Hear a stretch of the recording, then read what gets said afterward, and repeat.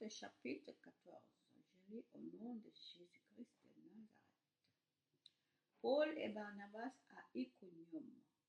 À Iconium, c'est la même chose qu'à Antioche. Paul et Barnabas entrent dans la maison de prière des Juifs. Ils annoncent la parole de Dieu. Alors une grande foule de Juifs et de non-Juifs deviennent croyants. Mais certains Juifs refusent de croire. Ils entraînent avec eux ceux qui ne sont pas Juifs et ils les poussent à penser du mal des frères. Malgré tout, Paul et Barnabas restent assez longtemps à Iconium. Ils parlent avec assurance, pleins de confiance dans le Seigneur. Ils parlent de son amour et le Seigneur montre que leurs paroles sont vraies. En effet, il leur permet de faire des choses étonnantes et extraordinaires. Les habitants de la ville ne sont pas d'accord entre eux.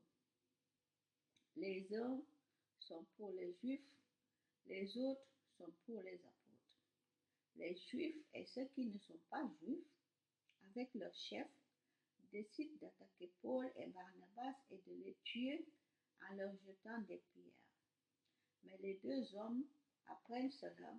Ils partent donc vers les villes de la Lycaonie, à Lystre, à Derbe et dans les environs. Là aussi, ils annoncent la bonne nouvelle. Paul et Barnabas à Lystre. À Lystre, il y a un homme qui ne peut pas se tenir debout. Depuis sa naissance, il est infirme et n'a jamais pu marcher. Un jour, il écoute Paul parler. Paul le regarde et y voit que l'homme a la foi pour être guéri. Alors, il lui dit d'une voix forte, « Debout, mets-toi sur tes pieds. » L'homme se lève d'un bond et se met à marcher. La foule voit ce que Paul a fait. Elle dit en lycaonien, qui est la langue du pays, « Les dieux ont pris un corps d'homme et ils sont descendus chez nous. » Ils appellent Barnabas Zeus et Paul Hermès. En effet, c'était Paul qui parlait. À l'entrée de la ville, il y a un temple pour le dieu Zeus.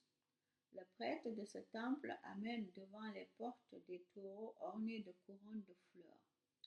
Avec la foule, il veut offrir un sacrifice aux apôtres. Quand Paul et Barnabas apprennent cela, ils déchirent leurs vêtements et ils se précipitent au milieu de la foule en criant, « Mes amis, pourquoi est-ce que vous faites cela? Nous sommes des hommes comme vous. Nous vous apportons la bonne nouvelle. Alors, abandonnez ces dieux qui ne valent rien. Tournez-vous vers le Dieu vivant. Il a fait le ciel, la terre, la mer et tout ce qu'ils contiennent. Autrefois, il a laissé tous les peuples suivre leur chemin. Pourtant, Dieu a toujours montré son amour. En effet, il vous a envoyé du ciel les pluies et les récoltes au bon moment. Il vous a donné la nourriture et il a rempli vos cœurs de joie. » Malgré ces paroles, Paul et Barnabas ont du mal à empêcher la foule de leur offrir un sacrifice. Des Juifs arrivent d'Antioche de Pisidie et d'Iconium. Ils se mettent à persuader la foule. Alors, on lance des pierres sur Paul et on le traîne en dehors de la ville. En effet, on pense qu'il est mort. Mais quand les disciples se rassemblent autour de lui, Paul se relève et rentre dans la ville. Le jour suivant, il part avec Barnabas pour Derbe.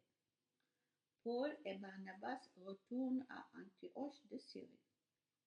Dans la ville de Derbe, Paul et Barnabas annoncent la bonne nouvelle.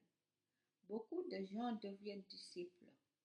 Ensuite, Paul et Barnabas retournent à Lystre, à Iconium et à Antioche de Pisidie.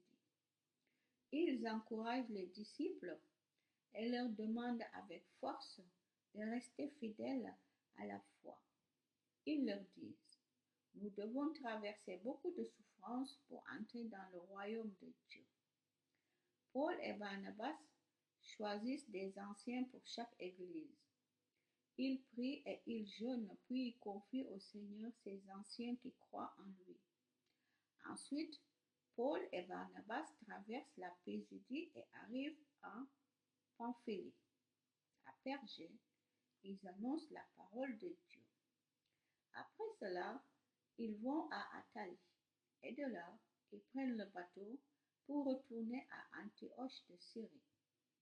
C'est dans cette ville qu'on les avait confiés au Dieu d'amour pour le travail qu'ils viennent de faire. En arrivant à Antioche de Syrie, Paul et Barnabas réunissent les membres de l'Église.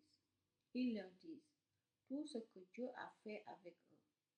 Ils leur racontent comment Dieu a ouvert la porte de la foi à ceux qui ne sont pas juifs. Paul et Barnabas restent assez longtemps avec les disciples